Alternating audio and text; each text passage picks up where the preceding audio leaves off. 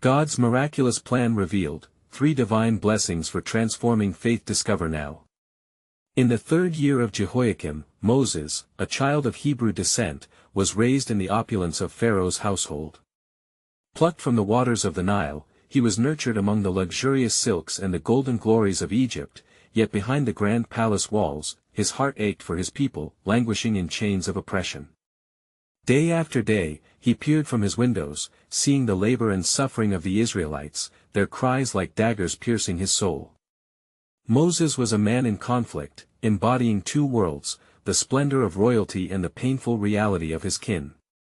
Each cry of anguish reverberated in his spirit, igniting a desperate need to intervene. The burden proved unbearable on one fateful day when he witnessed an Egyptian overseer mercilessly striking a Hebrew slave. In a flash of anger, driven by the weight of his people's despair, he intervened, and in a tragic miscalculation, took the life of the Egyptian. Regret and fear gripped him, leading to his flight from Egypt, away from the scene of his greatest sin, to the wilderness of Midian. In the desolate land, Moses found solace tending Jethro's sheep, the humblest of tasks meant to cleanse his weary soul. Yet even in this tranquil existence, the divine beckoned. As Moses led the flock into the wilderness, an astonishing sight captured his attention: an unusual bush ablaze, yet not consumed by the flames. Drawn closer, he felt a reverence wash over him, the air thick with the presence of the Almighty. "Moses, Moses," called a voice that echoed through the ages, reverberating with divine authority. It was here, before the mysterious fire, that God revealed his miraculous plan, a calling that would transform Moses from a fugitive into a vessel for divine deliverance. Before we continue with this incredible biblical account, I want to make sure you don't miss any of these powerful scripture stories. Click the bell icon and select all notifications. These biblical narratives have transformed countless lives throughout history. If God's word through this story is blessing you, please like and share with someone who needs to hear about God's faithfulness today. Tell me in the comments, which biblical story has most impacted your faith journey? I'm always amazed how God's word speaks to hearts across generations. Now let's continue with what the Lord did next. Moses returned to Egypt, armed with nothing but a shepherd's staff and the weight of God's authority. He stood before Pharaoh, demanding the release of God's people. Miraculous signs accompanied him, each plague a confrontation of tyranny. "Let my people go," echoed through the halls of power, shaking the very foundations of Egypt. His faithful declarations ignited hope among the Israelites, urging them to mark their doors with the Lamb's blood, a divine hedge against impending judgment. As the night of Passover drew near, anticipation thickened in the air like a heavy fog.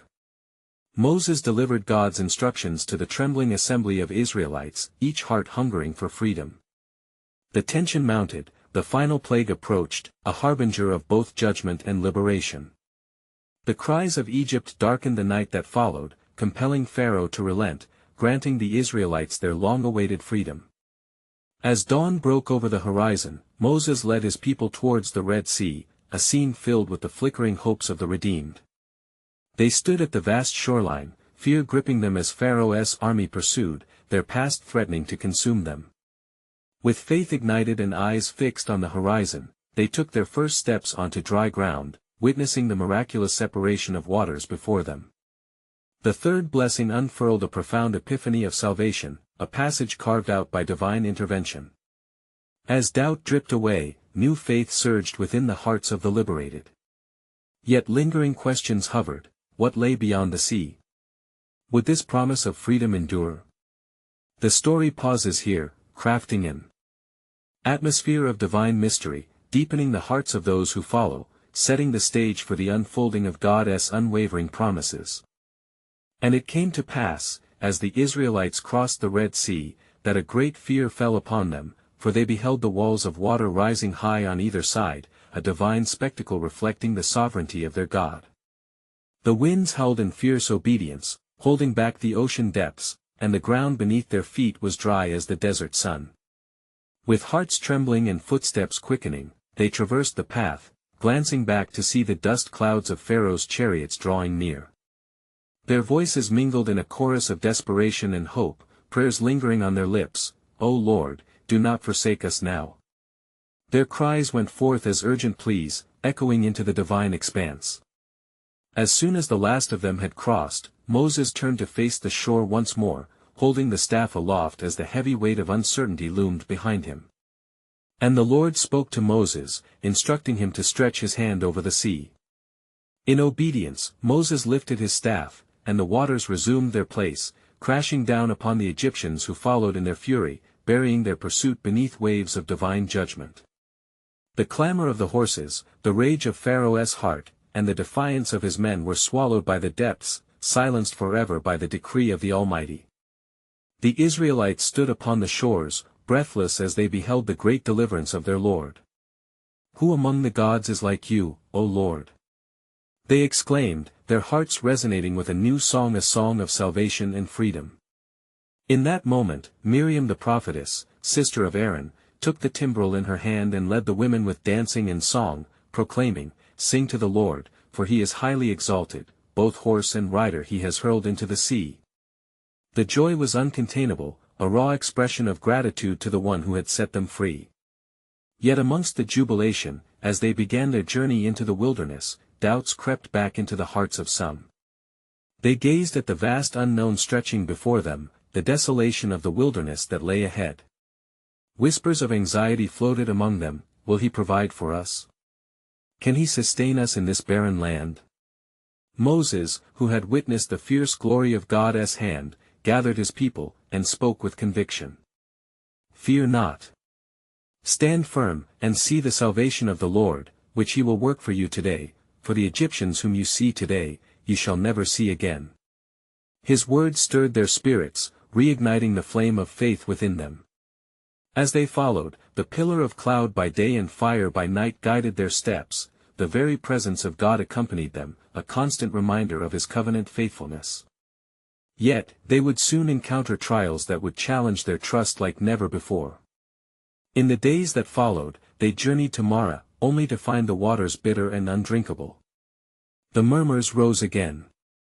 "What shall we drink?" But the Lord commanded Moses to throw a branch into the waters, and they became sweet. At Elim, they found 12 springs and 70 palm trees, a place of rest and abundance. These moments sparked renewed conviction amidst their unsteady hearts, yet already the shadows of doubt and rebellion began to loom. Through the trials, the Lord spoke. "I will rain down bread from heaven for you. The people are to go out each day and gather enough for that day." They learned to rely upon God's provision, a standard that would test their faith time and again. And in this wandering, a deeper revelation was unfolding, an understanding of who they were becoming, emerging from the ashes of oppression into a people marked by covenant. Yet, their journey was just beginning, and with each step, God's sovereign plan was drawing nearer. What trials waited in the wilderness? What lessons would shape this newly formed nation? In the shadows of uncertainty, whispers of divine promise lingered, beckoning them deeper into the heart of God's unfolding narrative. And it came to pass in the 2nd month after their departure from Egypt, on the 15th day, that the whole congregation of the Israelites murmured against Moses and Aaron in the wilderness. The air was thick with discontent, for they had begun to long for the flesh pots of Egypt, and their hearts were troubled by hunger. "Would that we had died by the hand of the Lord in the land of Egypt," they lamented. "For there we sat by the pots of meat, and we ate bread to the full, but now you have brought us into this wilderness to kill this whole assembly with hunger." Hearing their cries, the Lord spoke to Moses, saying, "Behold, I will rain bread from heaven for you, and the people shall go out and gather a day's portion every day, that I may test them whether they will walk in my law or not." And Moses and Aaron gathered the people, proclaiming, "At evening you shall know that the Lord has brought you out of the land of Egypt. And in the morning you shall see the glory of the Lord, for he hears your complaints against him." The Israelites murmured no longer in fear, for they were about to witness a manifestation of divine provision. As the sun set and the evening shadows stretched across the camp, a stillness descended. The breath of God hovered over the wilderness, and the skies opened as if a hand from heaven had reached down. A fine, flaky substance appeared upon the ground, sparkling like the morning dew. "What is it?" asked the people, for they knew not what it was. And Moses said, "It is the bread which the Lord has given you to eat." Each morning, without fail, the ground would yield this heavenly manna. They were instructed to gather only as much as they needed, a sacred lesson in dependence and trust. Gather of it every man according to his eating, an omer for every person.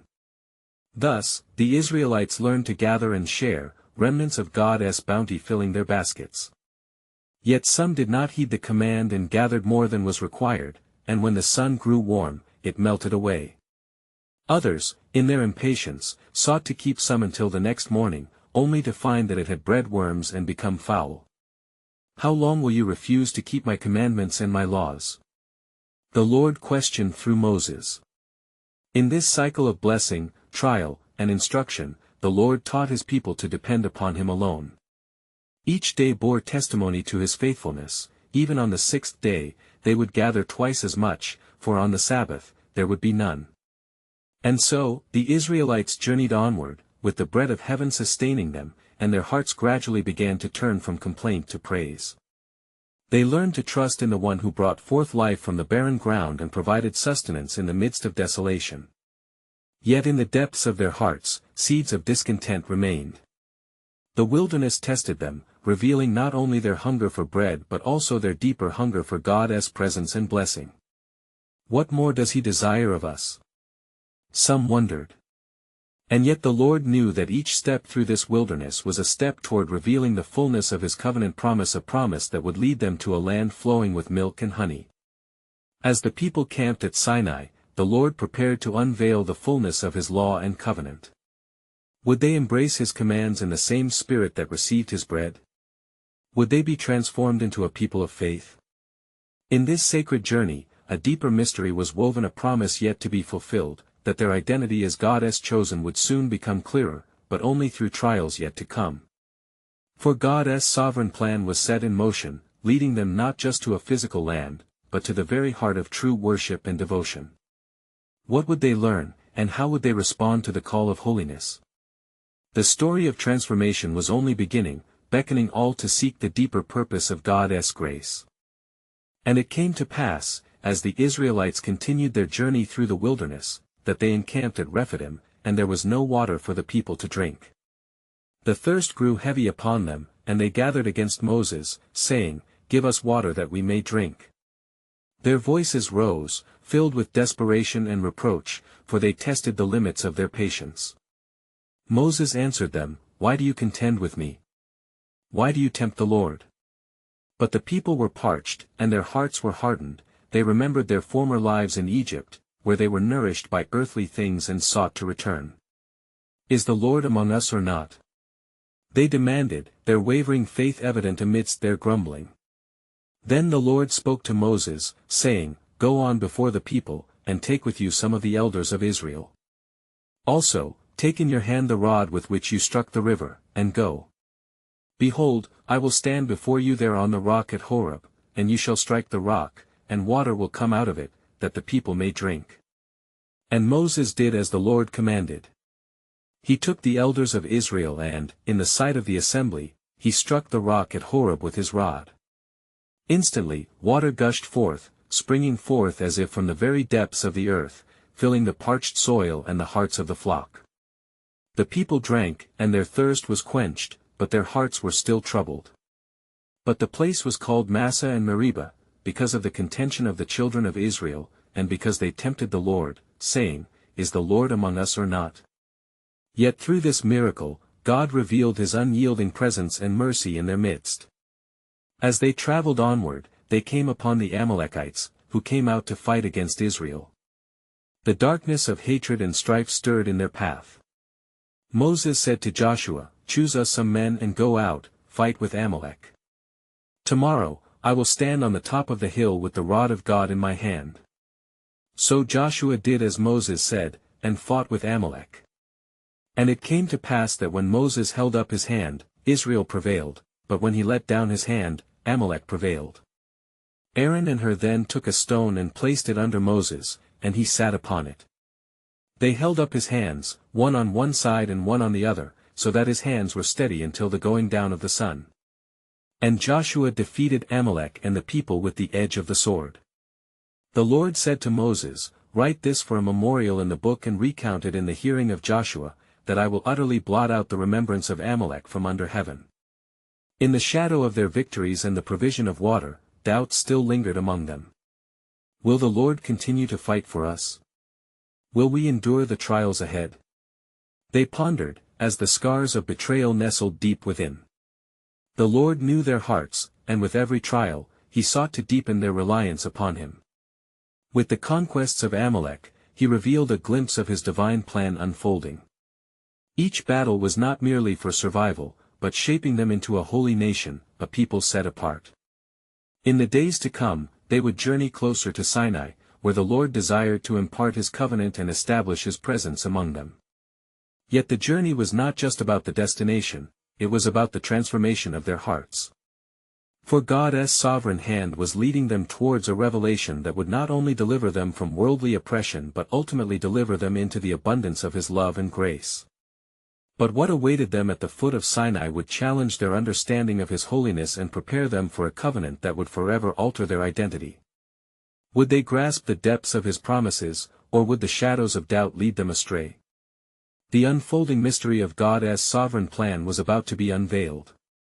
And it came to pass as they continued their journey, the people of Israel journeyed in the wilderness, moving ever closer to the mountain that loomed before them, Mount Sinai.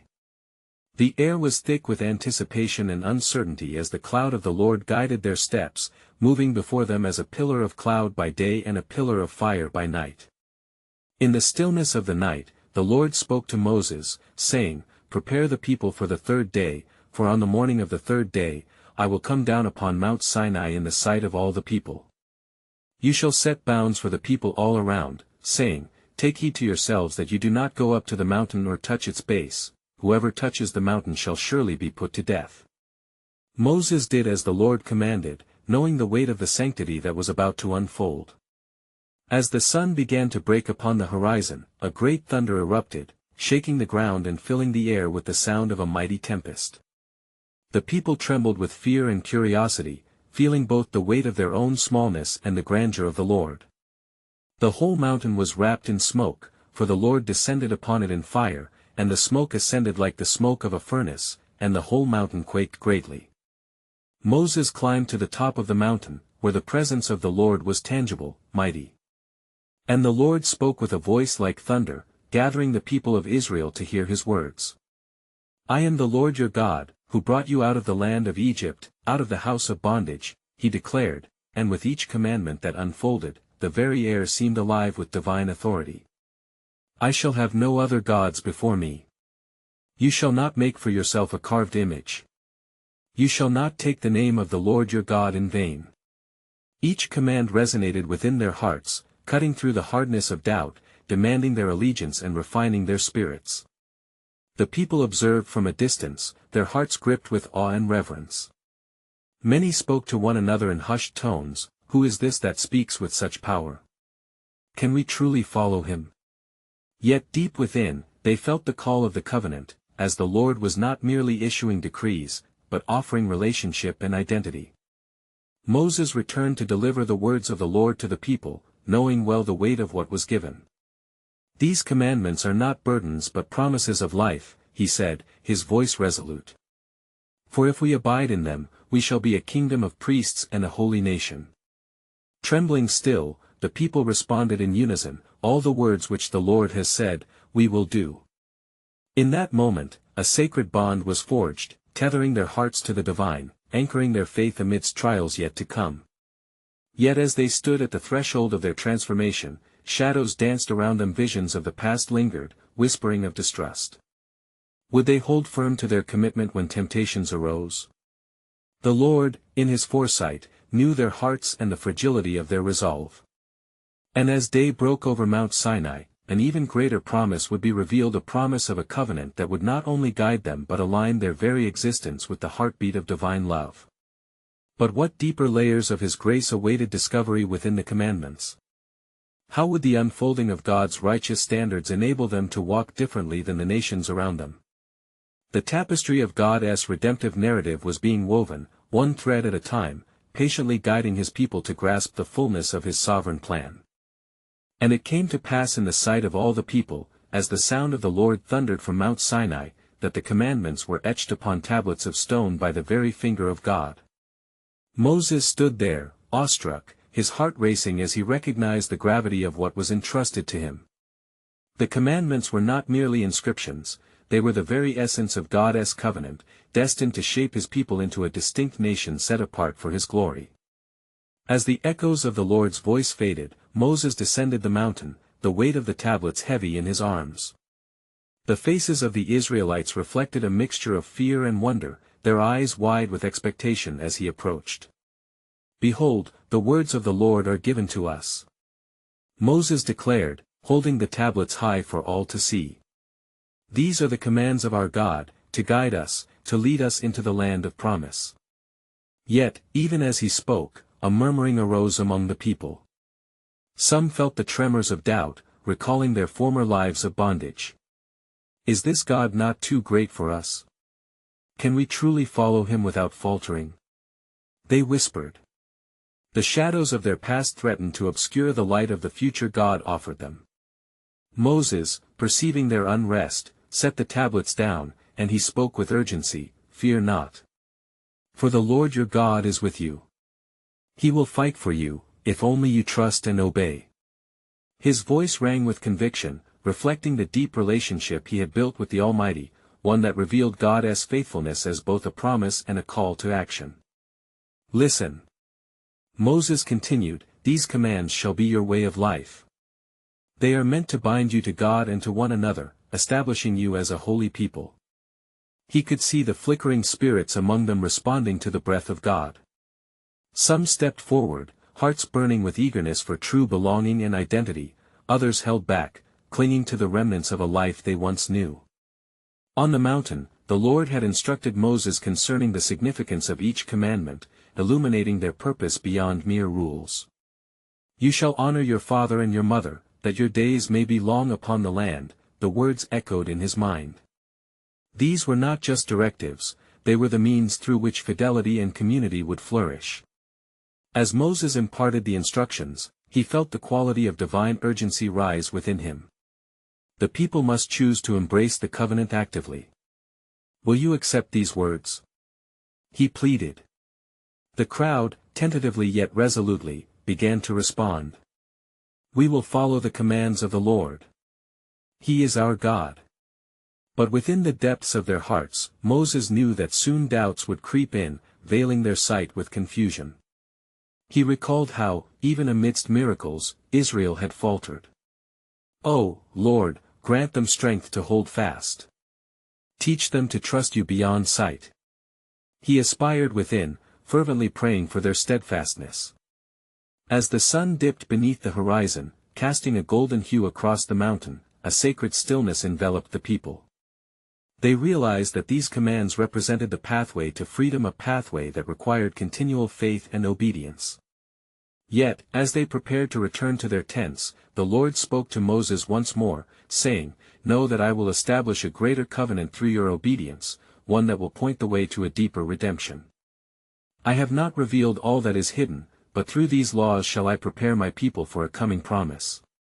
And thus, a silence fell upon the assembly, filled with anticipation and trepidation. What could this greater covenant entail? What depths of divine mercy were yet to be uncovered in their journey of faith? God's sovereign plan was unfolding, intricately woven into the fabric of their lives, beckoning them deeper into the mystery of His love and grace. And it came to pass that as the people departed to their tents, a heaviness lay upon them, the weight of the commandments echoing in their hearts. Some lifted their eyes to the heavens, gazing upon the smoky mount, where the presence of the Lord was still palpable. Others murmured among themselves, their voices quaking as they exchanged stories of days past, fears tracing back to their days in Egypt. "Shall we truly obey?" one man asked. "Will we not falter as we did before?" His words ignited a spark of worry, and many nodded in agreement, their faces betraying uncertainty. Then Moses, sensing their anxiety, called the elders of Israel together. "Gather, O children of Israel. For the Lord has spoken, and His commands are righteous. He has not given us burdens but freedom." With fervent spirit, he urged, "Let us remember the wondrous deeds he has accomplished. He has delivered us from oppression and made us his own." The elders listened, resolute in their desire for unity. "We shall gather at the foot of the mountain again." They agreed. "Let us venture together to meet our God, that we may receive both strength and clarity." And thus, early on the morrow, the Israelites assembled at the base of the mountain once more, their hearts a mixture of awe and trepidation. They consecrated themselves, as the Lord commanded, washing their garments and abstaining from their worries. For 3 days, they waited, with expectancy brewing within their spirits.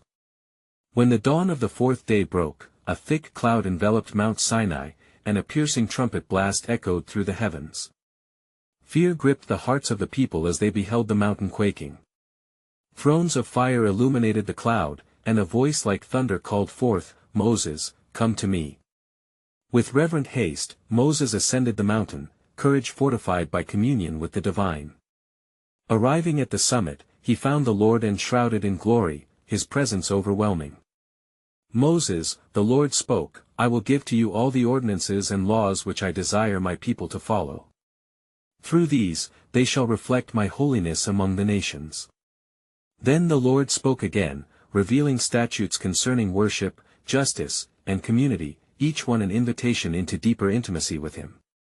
"You shall not pervert justice, you shall not show partiality, you shall love your neighbor as yourself," were the words that echoed through Moses' heart, imbued with divine authority. As Moses inscribed these edicts into the tablets, he felt the pulse of God's passion for his people. Each command was a thread weaving them into the tapestry of his promise, preparing them for covenantal engagement and a future of divine destiny. Yet the Lord continued, warning him of the trials that lay ahead. "Know this, when you enter the land that I have promised, you shall be a light unto the nations, drawing many to know my name. But beware, for even among you, there will be those who turn their hearts away and seek after foreign idols." Moses fell on his face, the grim gravity of the warning penetrating his spirit. "O Lord, how can I lead such a people?" he implored, longing for wisdom. The Holy One responded, "Teach them diligently, impress upon their hearts these commands, that they may never forget." As Moses descended once more, the fire of God's words burned bright within him.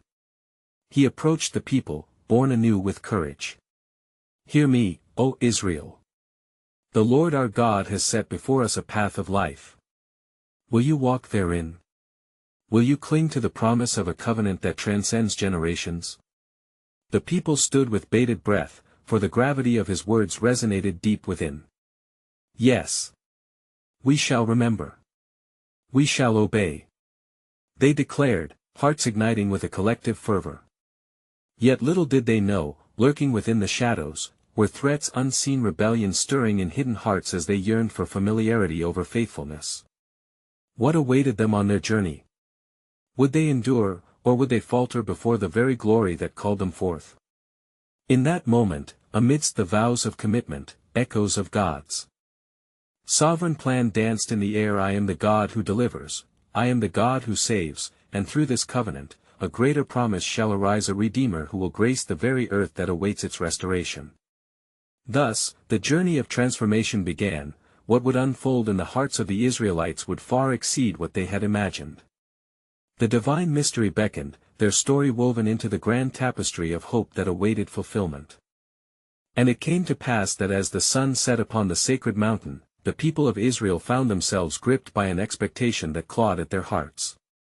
The voice of the Lord echoed in their ears, contemplating the weight of their covenant and the diligence indeed required. Moses descended from the mountain, the tablets bearing the laws of the Lord clutched in his hands, shimmering with celestial inscriptions. It was a sight to behold, and the people gathered, their eyes wide with reverence and trepidation. He stood before them, radiating the glory of the Almighty, yet the tension in the air was palpable. "Behold the words of the Lord," he exclaimed, etched with his very finger, a testament of his covenant with you. With a firm voice, he continued, "These commandments are life, a guide to holiness. Let not your hearts be troubled, rather let them be steadfast in obedience." But even as Moses spoke, his spirit perceived the murmurs of doubt that shrouded the hearts of the people. Whispers of insecurity echoed like dark clouds overshadowing the light of the divine promises. What if we fail? What if we turn away? They asked one another quietly, too afraid to voice their fears aloud. And in that moment of uncertainty, Moses, as a shepherd, was stirred with resolve to lead his flock. He then proclaimed, "The Lord has set forth not only commandments but blessings. Great shall be your reward if you remain faithful to the covenant." As he spoke, he recalled the words of the Lord, "If you fully obey me and carefully follow all my commands, I will bless you abundantly." His words ignited a flicker of hope. The people leaned in, captivated by the prospect of blessings untold. Yet, amidst this hope, he implored, "Understand the gravity of our journey. I have been warned that rebellion shall arise among you, a testing of your very soul. When faced with trials, remember the mighty hand that delivered you from Egypt." Moses turned his gaze upward to the mountain, where the clouds still swirled in divine majesty. "Heed my words. For the Lord your God is compassionate and merciful, slow to anger and abounding in love. Should you stray, return to him, repent, and your hearts will be healed." The people, having heard, began to respond with shouts of affirmation. "We shall obey. Our hearts shall not waver." They cried, but even as they spoke, a shadow descended upon a few among them, stirring seeds of dissent.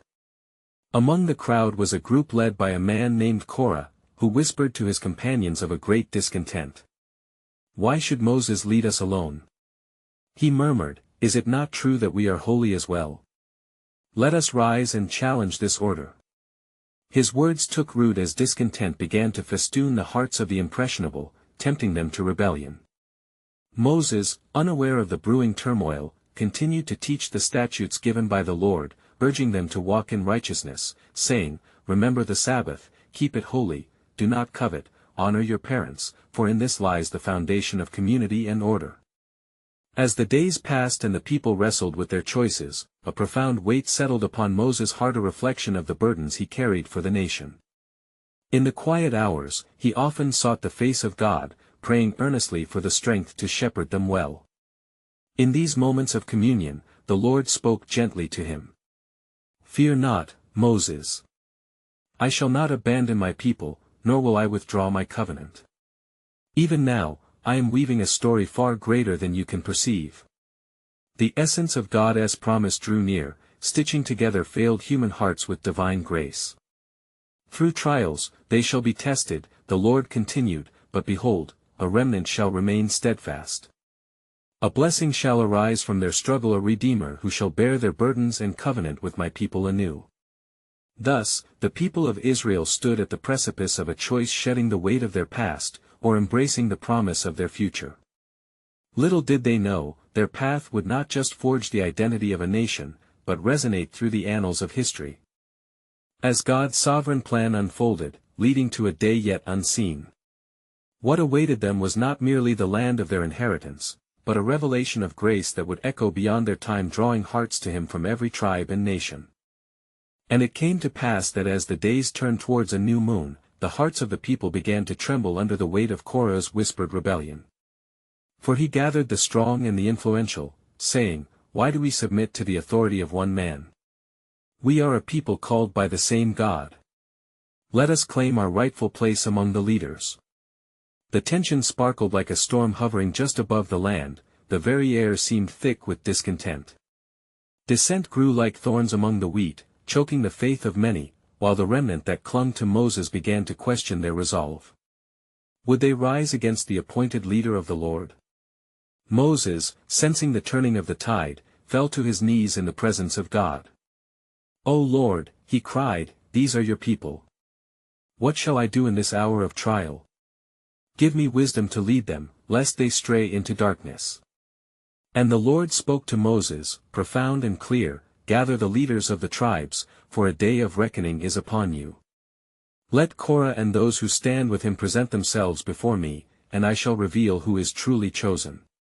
Moses arose with newfound strength, rallied the elders of Israel, and proclaimed, "On the morrow, we shall meet at the entrance of the tent of meeting.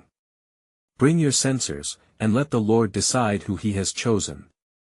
Thus it was that early at dawn, the assembly gathered the faithful alongside the factions stirred by Korah's rebellion. They came, carrying their censers filled with burning incense, hearts heavy with dread and anticipation. Moses stood before them and said, "Hear me, O sons of Levi. Is it not enough that the God of all creation has chosen you to draw near, to serve in his sanctuary? You covet the priesthood, yet it is a weight too heavy." Korah, emboldened, cried out, "You take too much upon yourself, Moses. Is it you alone to be the voice of God?" The murmurs of the crowd gathered momentum, a dark wave encompassing their hearts. Moses, heartbroken at the rebellion, fell on his face, and prayed, "O God, reveal your will and sanctify those who are yours." Then the Lord spoke, saying, "Tomorrow, I shall manifest my glory. Separate yourselves from these rebellious ones, that you may live." Moses conveyed the ominous warning to the people, urging them to distance themselves from Korah and his band. As the sun climbed higher in the sky, a stillness fell upon the assembly. Then, suddenly, the earth shook beneath their feet. A divine sign, a palpable reminder of God's holy presence. The voice of the Lord thundered through the mountain, "Enough. I shall show you whom I have chosen." With a mighty voice, the Lord commanded, "Korah, and those who have chosen to rebel, come forth." The ground split apart under them, and with a consuming force, the earth opened to swallow Korah and his company. Terrified gasps echoed through the assembly, as the people realized the depth of their disobedience. The weight of fear settled in their hearts. Even in the face of such judgment, God's mercy shone forth, for the incense from Aaron's altar wafted upward, a fragrant aroma, signaling the favor that rested upon those who remained faithful.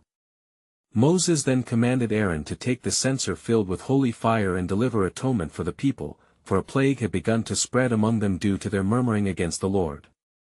With urgency and devotion, Aaron ran among the people, standing between the living and the dead, pleading for grace. As the fire of God consumed the rebel leaders, those who sought after him were spared. And thus it was that Israel witnessed both judgment and mercy intertwined, longing for the Redeemer promised amidst their struggles. Little did they know, the very rebellion they faced would lead not only to the purging of sin but to the revelation of God's enduring faithfulness. In that moment of calamity, God's sovereign plan danced on the horizon, revealing an extraordinary truth that their eyes had yet to behold. A day of redemption was drawing near, where the fullest manifestation of God's grace would stand in their midst. Would they embrace the path leading to this ultimate revelation? And it came to pass that the weight of turmoil hung heavy upon the hearts of the Israelites. Contentions lay buried deep in the soil of their memories, the echoes of Korah's rebellion still ringing in their ears. Yet amid fear and uncertainty, a glimmer of hope began to shine. For the Lord, in his infinite mercy, stirred the hearts of his people to remember the truth. He was with them, through every trial and trial of faith, guiding them toward the promise of freedom and salvation. In those days, the Lord again spoke to Moses upon the mountain, saying, "Gather the people and recount to them my covenant. Remind them of the Exodus, of my mighty works, and the blood that sealed their redemption. For these are the stories that bind their hearts to me." Moses did as commanded, for he understood that remembrance was a key to faith. "Listen, O Israel," he proclaimed to the gathered multitude. "Our God has delivered us from bondage and set us apart as his own. He chose us not by our strength, but by his grace. His love for us is everlasting." The murmurs of discontent began to fade like the morning mist as he recounted the story of their deliverance, painting with vibrant words the faithfulness of God in striking down the Egyptians like ripe fruit from the vine. And as he spoke, the hearts of the people began to soften, rekindled by the remembrance of their mighty deliverer. Children pressed their small hands against their parents, drawn closer by the shared legacy of their faith. Hope surged through the crowd as Moses declared, "Fear not, for the Lord stands with us, a pillar of cloud by day and fire by night. He is not distant, but ever present among his people." In that moment, the spirit of fear began to be replaced by courage, as they grasped the truth of their identity, their purpose as a holy nation meant to reflect God's righteousness to the world. Yet even as their hearts turned toward God, a shadow of doubt threatened their resolve. What of the wilderness? Some whispered, recalling the bitter waters, hunger, and despair that had yet to leave their minds. Will he provide, or shall we perish in this desolate land? Then the Lord, in his compassion, spoke yet again to Moses, saying, Gather your people and proclaim the words I have given you. For soon, I shall once again demonstrate my provision. Moses obeyed, calling the assembly and declaring the promises of God. The Lord your God shall provide. He will rain down bread from heaven and bring forth water from the rock, to show his kindness and fulfill the covenant made long ago with Abraham, Isaac, and Jacob. And behold, on the horizon, the clouds swirled into a divine tapestry, and rain began to fall as gentle at first, then as a torrent. The people gasped in awe and gratitude, for they knew the skies offered not just rain, but the blessing of God as promise fulfilled. And from the heavens fell manna, a fine, sweet bread, nourishing and sustaining. Gather for yourselves this heavenly sustenance, Moses encouraged. It is a daily reminder of faith and daily provision. The Israelites rejoiced, for they felt the hand of God upon them, a reassurance of his covenant faithfulness amidst the harsh wilderness. In the days that followed, they shouted praises of gratitude, yet they still wrestled with the shadows of doubt. Would they have the strength to follow wherever he led? Could they maintain faith against the trials soon to come? Unbeknownst to them, a greater purpose awaited. For in deeper waters shall I reveal myself, the Lord whispered to Moses. Through trials shall they learn perseverance, and by obedience, their hearts shall be transformed.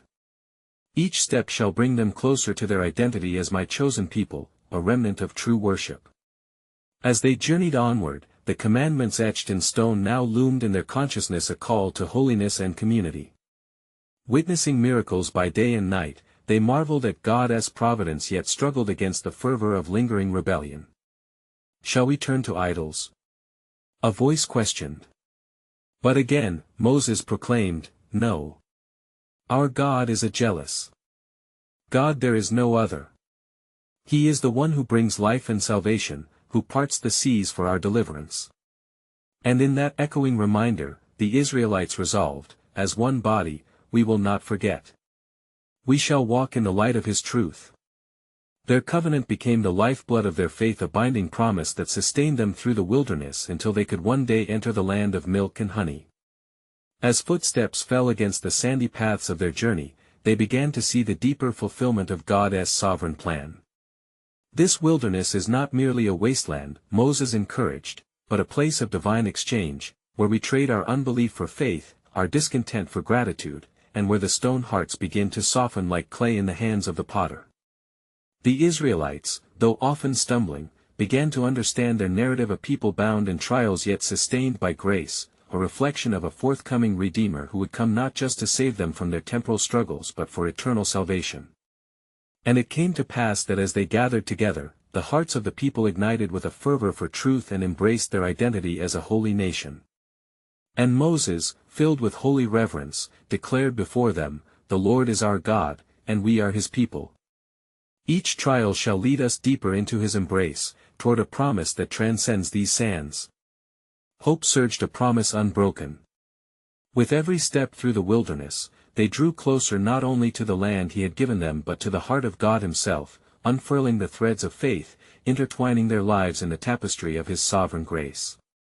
In that divine moment, they embraced the truth of their covenant, a covenant destined for glory, for their deliverance was intertwined with the story of redemption that would span generations. And with that newfound hope, they marched onward through the wilderness, hearts ablaze with faith, boldly proclaiming, Our God will make a way. In reverence and anticipation, the culminating truth awaited, a promise not only for them but for all of mankind yet to receive the radiant gift of salvation through the work of the one who was to come. So be it, O Israel, for through your trials and declarations, a Redeemer shall rise, bringing freedom to all who would seek him. Reflect upon this, beloved, and remember his faithfulness, for it endures forever. Seek him, trust him, and when trials come, hold fast to the covenant that echoes through time. He is your God and you are his people, redeemed and restored, to the glory of his name. Now, dear family of faith, this is your call to action. Subscribe immediately to ensure you do not miss the powerful unfolding of God's Word. Leave a like now, to help spread His truth through the vastness of this digital world. Comment below how this saga of deliverance has inspired you, and share with at least 5 friends who need to hear this glorious testimony of hope. Don't wait even one more second to support this movement of faith, as only true believers understand the urgency of sharing the good news.